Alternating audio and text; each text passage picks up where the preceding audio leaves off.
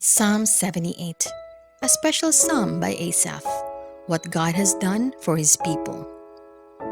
My friends, I beg you to listen as I teach. I will give instruction and explain the mystery of what happened long ago. These are things we learned from our ancestors, and we will tell them to the next generation. We won't keep secret the glorious deeds and the mighty miracles of the Lord. God gave his law to Jacob's descendants, the people of Israel, and he told our ancestors to teach their children so that each new generation would know his law and tell it to the next. Then they would trust God and obey his teachings without forgetting anything God had done. They would be different from their ancestors who were stubborn, rebellious, and unfaithful to God. The warriors from Ephraim were armed with arrows, but they ran away when the battle began. They broke their agreement with God and they turned their backs on his teaching. They forgot all he had done, even the mighty miracles he did for their ancestors near Zoan in Egypt. God made a path in the sea and piled up the water as he led them across. He guided them during the day with a cloud, and each night he led them with a flaming fire. God made water flow from rocks he split open in the desert, and his people drank freely as though from a lake. He made streams gush out like rivers from rocks. But in the desert, the people of God Most High kept sinning and rebelling. They stubbornly tested God and demanded from him what they wanted to eat. They challenged God by saying, "Can God provide food out here in the desert?" It's true, God struck the rock and water gushed out like a river. But can he give his people bread and meat? When the Lord heard this, he was angry and furious with Jacob's descendants, the people of Israel. They had refused to trust him, and they had doubted his saving power. But God gave a command to the clouds. He opened the doors in the skies. From heaven, he sent grain that they called manna. He gave them more than enough, and each one of them ate this special food. God's mighty power sent a strong wind from the southeast, and it brought birds that covered the ground like sand on the beach. Then God made the birds fall in the camp of his people near their tents. God gave his people all they wanted, and each of them ate until they were full. But before they had swallowed the last bite, God became angry and killed the strongest and best from the families of Israel. But the rest kept on sinning and would not trust God's miracles. So he cut their lives short and made them terrified. After he killed some of them, the others turned to him with all their hearts.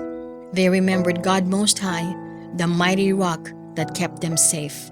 But they tried to flatter God, and they told him lies. They were unfaithful and broke their promises.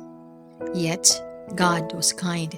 He kept forgiving their sins and didn't destroy them. He often became angry, but never lost his temper. God remembered that they were made of flesh and were like a wind that blows once and then dies down. While they were in the desert, they often rebelled and made God sad. They kept testing him and caused terrible pain for the Holy One of Israel. They forgot about his power and how he had rescued them from their enemies. God showed them all kinds of wonderful miracles near Zoan in Egypt. He turned the rivers of Egypt into blood, and no one could drink from the streams. He sent swarms of flies to pester the Egyptians, and he sent frogs to cause them trouble. God let worms and grasshoppers eat their crops. He destroyed their grapevines and their fig trees with hail and floods. Then he killed their cattle with hail and their other animals with lightning. God was so angry and furious that he went into a rage and caused them great trouble by sending swarms of destroying angels. God released his anger and slaughtered them in a terrible way. He killed the firstborn son of each Egyptian family. Then God led his people out of Egypt and guided them in the desert like a flock of sheep. He led them safely along, and they were not afraid, but their enemies drowned in the sea. God brought his people to the sacred mountain that he had taken by his own power. He made nations run from the tribes of Israel, and he let the tribes take over their land. But the people tested God Most High, and they refused to obey his laws.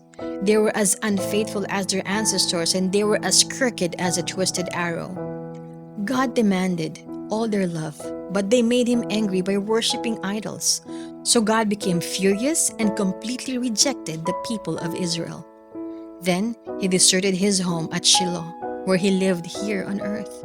He let his enemies, he let enemies capture the sacred chest and let them dishonor him. God took out his anger on his chosen ones and let them be killed by enemy swords. Fire destroyed the young men, and the young women were left with no one to marry. Priests died violent deaths, but their widows were not allowed to mourn. Finally, the Lord woke up like a soldier, startled from a drunken sleep. God scattered his enemies and made them ashamed forever. Then the Lord decided not to make his home with Joseph's descendants in Ephraim. Instead, he chose the tribe of Judah, and he chose Mount Zion, the place he loves.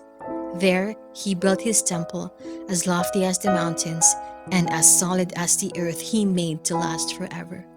The Lord God chose David to be his servant and took him from tending sheep and from caring for lambs. Then God made him the leader of Israel, his own nation. David treated the people fairly and guided them with wisdom.